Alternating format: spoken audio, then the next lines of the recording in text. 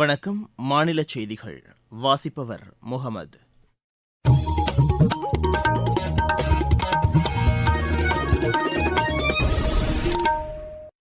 தலைப்புச் செய்திகள். மக்களவைக்கு முதற்கட்ட வாக்குப்பதிவு நடைபெறவுள்ள 102 தொகுதிகளில் தேர்தல் பிரச்சாரம் உச்சகட்டத்தை எட்டியுள்ளது. மத்திய அரசின் நலத்திட்டங்கள் ஒவ்வொரு குடும்பத்திற்கும் சென்றடைந்துள்ளதாக பிஜேபி மூத்த தலைவரும் மத்திய நிதியமைச்சருமான திருமதி நிர்மலா சீதாராமன் தெரிவித்துள்ளார். கடந்த 10 ஆண்டுகளில் இந்தியாவின் கடன் 155 லட்சம் கோடி ரூபாயாக உயர்ந்துள்ளது என்று திமுக தலைவர் திரு மு க ஸ்டாலின் கூறியுள்ளார்.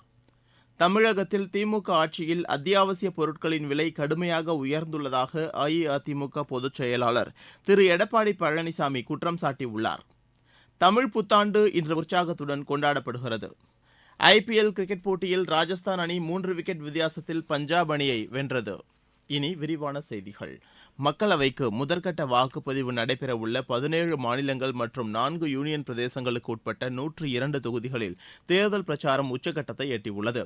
தேசிய மற்றும் மாநில கட்சிகளின் தலைவர்களும் நட்சத்திர பேச்சாளர்களும் தொகுதிகளில் தீவிர பிரச்சாரத்தில் ஈடுபட்டுள்ளனர்.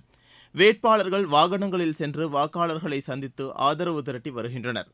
மக்களவைத் தேர்தலோடு சிக்கிமில் 32 சட்டப்பேரவை தொகுதிகளுக்கும் அருணாச்சல பிரதேசத்தில் 60 சட்டப்பேரவை தொகுதிகளுக்கும் இம்மாதம் 19ஆம் தேதி வாக்குப்பதிவு நடைபெறவுள்ளது.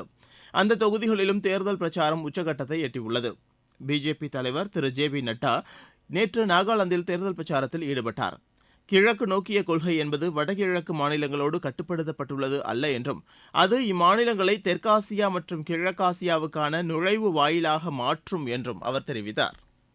ஜனநாயகமும் அரசியல் சாசனமும் காப்பாற்றப்பட்டால்தான் மக்கள் தங்கள் சுதந்திரத்தை காப்பாற்றிக் கொள்ள முடியும் என்று காங்கிரஸ் தலைவர் திரு மல்லிகார்ஜுன கார்கே கூறியுள்ளார். புதுதில்லியில் நேற்று நிகழ்ச்சி ஒன்றில் பேசிய அவர், மத்திய அரசு கடந்த 10 ஆண்டுகளில் பல்வேறு துறைகளில் தோல்வியை சந்தித்ததாகவும் அதற்கும் காங்கிரஸ் கட்சியைத்தான் பிஜேபி குற்றம் சாட்டி வருகிறது என்றும் அவர் தெரிவித்தார். இன்னும் எத்தனை ஆண்டுகள்தான் காங்கிரஸ் கட்சியை குற்றம் சாட்டுவீர்கள் என்று கேள்வி எழுப்பிய அவர், கடந்த 75 ஆண்டுகளில் ஐஐடி, ஐஐஎம் போன்ற உயர்கல்வி நிறுவனங்கள் யாரால் உருவாக்கப்பட்டது என்பதை சிந்தித்துப் பார்க்க வேண்டும் என்று கேட்டுக் கொண்டார். சுதந்திர இந்தியாவின் முதலாவது பிரதமர் பண்டித ஜவஹர்லால் நேரு முன்முயற்சி எடுக்காமல் இருந்திருந்தால் சந்திராயன் வெற்றி சாத்தியமாகி இருக்குமா என்றும் திரு மல்லிகார்ஜுன கார்கே கேள்வி எழுப்பினார். மத்திய அரசின் நலத்திட்டங்கள் ஒவ்வொரு குடும்பத்திற்கும் சென்றடைந்துள்ளதாக பிஜேபி மூத்த தலைவரும் மத்திய நிதியமைச்சருமான திருமதி நிர்மலா சீதாராமன் தெரிவித்துள்ளார். கோவையில் நேற்று தேர்தல் பிரச்சாரம் மேற்கொண்ட அவர், மகளிர் நலனுக்காக மத்திய அரசு பல்வேறு நலத்திட்டங்களை செயல்படுத்தி வருவதாக கூறினார். நலத்திட்டங்களுக்கு தேவையான நிதியை மத்திய அரசு ஒதுக்கியதாகவும் இத்திட்டங்கள் பயனாளிகளை சென்றடைவதை அரசு உறுதிப்படுத்தியுள்ளதாகவும் திருமதி நிர்மலா சீதாராமன் தெரிவித்தார். பிஜேபி தலைமையிலான தேசிய ஜனநாயக கூட்டணி அரசு பொறுப்பேற்ற போது இந்தியாவின் கடன் 58 லட்சம் கோடி ரூபாயாக இருந்தது என்றும் கடந்த 10 ஆண்டுகளில் இது 155 லட்சம் கோடி ரூபாயாக உயர்ந்துள்ளது என்றும் திமுக தலைவர் திரு மு க ஸ்டாலின் தெரிவித்துள்ளார். அவினாசியில் நேற்று நடைபெற்ற தேர்தல் பிரச்சார கூட்டத்தில் பேசிய அவர், பண மதிப்பிழப்பு, சரக்கு மற்றும் சேவை வரி ஆகியவற்றால் கோவை, திருப்பூர் மாவட்டங்களில் ஏராளமான சிறு குறு நடுத்தர தொழில் நிறுவனங்கள் கடுமையாக பாதிக்கப்பட்டுள்ளதாக கூறினார். எளிதாக தொழில் தொடங்கும் மாநிலங்களின் பட்டியலில் தமிழகம் 13வது இடத்தில் இருந்து 3வது இடத்திற்கு முன்னேறியுள்ளது என்றும் அவர் தெரிவித்தார். தமிழகத்தில் திமுக ஆட்சியில் அரிசி, சமையல் எண்ணெய் உள்ளிட்ட அத்தியாவசிய பொருட்களின் விலை கடுமையாக உயர்ந்துள்ளதாக அஇஅதிமுக பொதுச் செயலாளர் திரு எடப்பாடி பழனிசாமி குற்றம் சாட்டியுள்ளார். பெரம்பலூரில் நேற்று தேர்தல் பிரச்சாரத்தில் ஈடுபட்ட அவர், மாநிலத்தில் திமுக ஆட்சிக்கு வந்த கடந்த 3 ஆண்டுகளில் குறிப்பிட்டு சொல்லும் அளவிற்கு எந்த திட்டத்தையும் நிறைவேற்றவில்லை என்று கூறினார். அஇஅதிமுக ஆட்சி காலத்தில் மகளிருக்கு வழங்கப்பட்ட விலையில்லா ஸ்கூட்டர் உள்ளிட்ட திட்டங்களை திமுக அரசு நிறுத்திவிட்டதாகவும் அம்மா மினி கிளினிக் மூடப்பட்டு விட்டதாகவும் திரு எடப்பாடி பழனிசாமி தெரிவித்தார். மக்கள் மீது அக்கறை இருந்திருந்தால் மத்திய அரசு சமையல் எரிவாயு சிலிண்டர் விலையை முன்கூட்டியே குறைத்திருக்க வேண்டும் என்று நாம் தமிழர் கட்சியின் தலைமை ஒருங்கிணைப்பாளர் திரு சீமான் கூறியுள்ளார். மன்னார்குடியில் நேற்று தேர்தல் பிரச்சார கூட்டத்தில் பேசிய அவர், காங்கிரஸ் ஆட்சியின் போதுதான் நீட் தேர்வு கொண்டுவரப்பட்டதாகவும் பிஜேபி ஆட்சியில் தேசிய புலனாய்வு முகமை ஏற்படுத்தப்பட்டதாகவும் இதன் மூலம் விசாரணையின்றி பலர் காவலில் வைக்கப்பட்டுள்ளதாகவும் திரு சீமான் கூறினார். ஆந்திர முதலமைச்சர் திரு ஜெகன்மோகன் ரெட்டி தேர்தல் பிரச்சாரத்தில் ஈடுபட்டிருந்த போது கல்வீசி தாக்கப்பட்டதற்கு முதலமைச்சர் திரு மு க ஸ்டாலின் கண்டனம் தெரிவித்துள்ளார். இதுகுறித்து அவர் விடுத்துள்ள அறிக்கையில், அரசியல் வேறுபாடுகள் வன்முறையாக மாறக்கூடாது என்றும், ஜனநாயக செயல்பாட்டில் ஈடுபடும்போது நாகரிகத்தையும் பரஸ்பர மரியாதையையும் நிலைநாட்ட வேண்டும் என்று கூறியுள்ளார். திரு ஜெகன்மோகன் ரெட்டி மீதான தாக்குதலுக்கு பல்வேறு கட்சிகளின் தலைவர்களும் கண்டனம் தெரிவித்துள்ளனர். நீங்கள் கேட்டுக்கொண்டிருப்பது மாநில செய்தி அறிக்கை.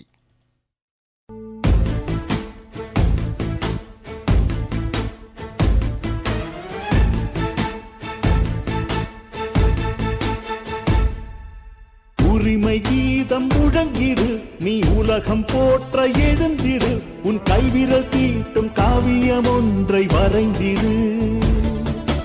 எழுந்து வா, வாழும் வாழ்வை வெல்ல, தீர்ப்பு சொல்ல, கருப்பு மைய நெருப்பு ஆயுதம்.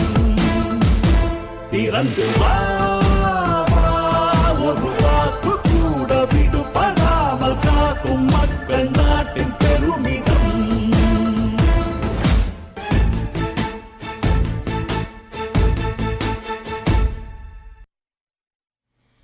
தமிழ் புத்தாண்டு இன்று உற்சாகத்துடன் கொண்டாடப்படுகிறது. இதனையொட்டி மக்களுக்கு தலைவர்கள் வாழ்த்துக்களை தெரிவித்துள்ளனர். தமிழக ஆளுநர் திரு ஆர் என் ரவி விடுத்துள்ள வாழ்த்துச் செய்தியில், புத்தாண்டு அனைவருக்கும் நல்ல ஆரோக்கியம், மகிழ்ச்சி, வெற்றி மற்றும் மனநிறைவை அளிக்கட்டும் என்று கூறியுள்ளார். புதிய உத்வேகம், ஆற்றல் மற்றும் உற்சாகத்துடன் தேசத்தின் ஒற்றுமை, ஒருமைப்பாடு மற்றும் அனைவரையும் உள்ளடக்கிய வளர்ச்சிக்காக நம்மை மீண்டும் அர்ப்பணித்துக் கொள்வோம் என்று ஆளுநர் தெரிவித்துள்ளார். பல்வேறு கட்சித் தலைவர்களும் தமிழக மக்களுக்கு புத்தாண்டு வாழ்த்துக்களை தெரிவித்துள்ளனர். தமிழ் புத்தாண்டை முன்னிட்டு கோவில்களில் இன்று காலை முதல் சிறப்பு பூஜைகள் நடைபெற்று வருகின்றன. நாடு முழுவதும் முதல் முறை வாக்காளர்களை ஊக்குவிக்கும் வகையில் தேர்தல் ஆணையம் பல்வேறு விழிப்புணர்வு நிகழ்ச்சிகளை மேற்கொண்டு வருகிறது. தமிழகத்திலும் இதற்கான விழிப்புணர்வு நிகழ்ச்சிகள் முழுவீச்சில் நடைபெற்று வருகின்றன. கள்ளக்குறிச்சி மாவட்டத்தில் நடைபெற்ற நிகழ்ச்சியில் பங்கேற்ற மாணவிகள் நேர்மையாக வாக்களிப்போம் என்றும், பணம் மற்றும் பரிசுப் பொருட்களை வாங்க மாட்டோம் என்றும் தெரிவித்தனர். என்னோட பேர் பிரவீனா. கள்ளக்குறிச்சி மாவட்டம். நான் 2ஆம் ஆண்டு படிச்சுட்டு இருக்கேன். எனக்கு 18 வயசு முடிச்சு. நான் இப்போ பாராளுமன்ற தேர்தலில் முதல் முறையாக வாக்கு செலுத்த போறேன். எனக்கு ரொம்ப சந்தோஷமா இருக்கு, ரொம்ப பெருமையாகவும் இருக்கு. அமௌண்ட் இதெல்லாம் எதுவுமே வாங்காம நாங்கள் நேர்மையாக வாக்கு செலுத்துவோம் அப்படின்னு. அரசியலை நம்ம வெறுக்க கூடாது, நல்லவங்களா பார்த்து வாக்கு அளிக்கணும். 100% வாக்கு அளிக்கணும். அண்ட் 18 ஏஜ் எனக்கு கம்ப்ளீட் ஆனதால ஃபர்ஸ்ட் டைம் நான் ஓட் பண்ண போறேன். இப்போ இருக்க நாடாளுமன்ற தேர்தலில் நான் முழுமையாக ஓட் பண்ணுறேன். அண்ட் அதே மாதிரி நீங்களும் உங்களோட வாக்குகளை ரொம்ப நேர்மையாக பதிவு பண்ணுங்கள். நான் முதல் முறையாக நாடாளுமன்ற தேர்தலில் ஓட்டளிக்கப் போகிறேன். நேர்மையாகவும் நியாயமாகவும் ஓட்டளிப்பேன். 100% வாக்களிப்போம். அரசியல் சாசன சிற்பி டாக்டர் அம்பேத்கரின் பிறந்தநாள் இன்று கொண்டாடப்படுகிறது. இதை முன்னிட்டு நாடு முழுவதும் பல்வேறு நிகழ்ச்சிகளுக்கு ஏற்பாடுகள் செய்யப்பட்டுள்ளன.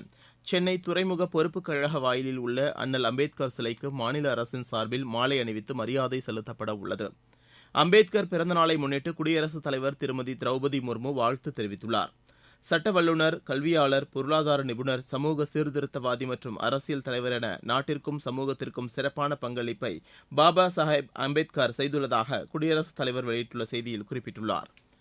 இருவரிச் செய்திகள்.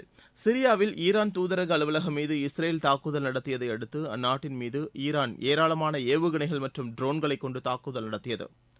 வெளியுறவு அமைச்சர் டாக்டர் எஸ் ஜெய்சங்கர் மேற்காசிய நிலைமை குறித்து பிரிட்டன் வெளியுறவு அமைச்சர் திரு டேவிட் கேமருடன் தொலைபேசியில் தொடர்பு கொண்டு பேசினார்.